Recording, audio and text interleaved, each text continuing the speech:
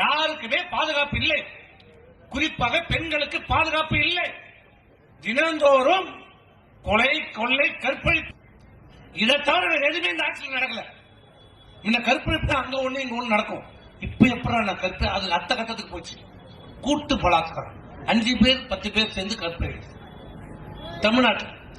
இதுதான் இந்த ஆட்சியினுடைய சாதனை.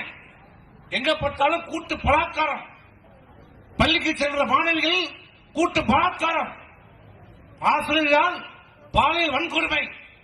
இது தினந்தோறும் ஏன் நடக்குது? எதனால இந்த குற்ற சம்பவங்கள் நடக்குது? காரணம் என்ன? எங்க பார்த்தாலும் போதை, போதை, போதை, போதை. ஒரு பக்கம் கள்ளச்சாராயம், ஒரு பக்கம் டாஸ்மாக், ஊர் ஊரா தெரு தெருவா டாஸ்மாக். இன்னைக்கு அதெல்லாம் எங்க பார்த்தாலும் கஞ்சா, கஞ்சா, கஞ்சா.